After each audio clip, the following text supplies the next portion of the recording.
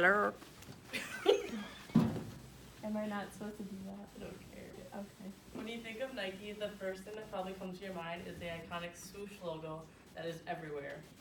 You can thank Caroline Davidson for doing this for a couple quick designs back in 1970 at a university. We'll first take a step back and I'll introduce who she is, then we'll take a look at how she created this iconic logo, and then we'll finally take a step at where she's at today. Caroline was born in 1943, but the location of her birth is unknown. She grew up in Portland, Oregon, and attended the Portland State University. While in school, she was the average college student needing money for basic things like rent and food and etc. One day she was sitting in the hallway with a friend talking about how she really wanted to be in the graphic program but couldn't afford oil paints to be in an oil painting class. And that day, Phil Knight happened to be walking in the hallways and overheard her discussing with that friend about needing extra money. You're probably wondering who this Phil guy is, right? Well, Phil Knight is the chief executive of and the co-founder of Nike, who was at the time working at an accounting firm in Portland. Him and a former athletic coach were buying Japanese running shoes and selling them on the side, and it used to be called Blue Ribbon Sports. He hired Caroline on for just $2 an hour, and that doesn't sound like much, but minimum wage back in the 70s was $1.25, so she was making more than a Starbucks barista. She was in charge of designing charts and designing just the basic graphics for his little company.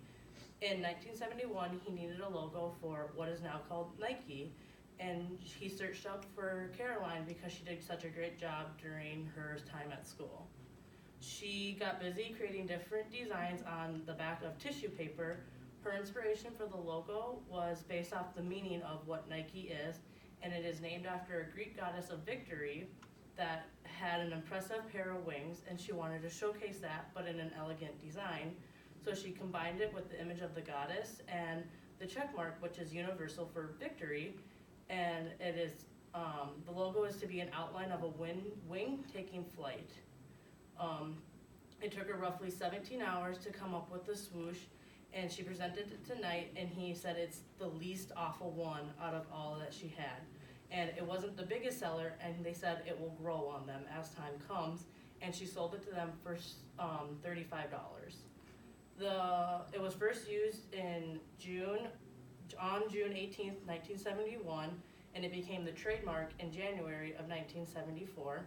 The first logo was the word Nike written in all lowercase letters with an italic white font, and the wording on top of the swoosh as shown where it says 1972. And then in 1978, it was the same thing, but they just moved the word up and made it a bold font. And then in 1985, they changed it again, but kept it the subtle look by just adding a white background, a white square around it.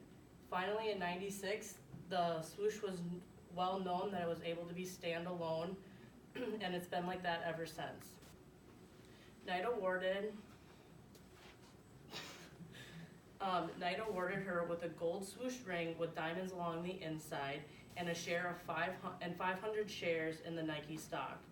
As of 2011, those stocks were worth $643,000. So today, you could say she's sitting pretty good with the amount of money that she's making from the company. She's not quite a billionaire, but she says she's famous enough in the design world.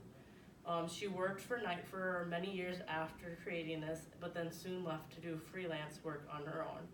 She ended up retiring in the year 2000, and where she now volunteers for the Ronald McDonald House in Oregon.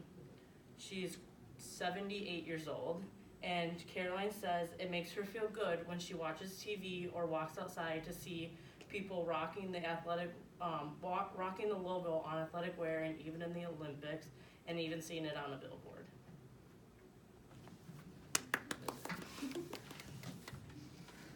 I never knew that. That's pretty cool.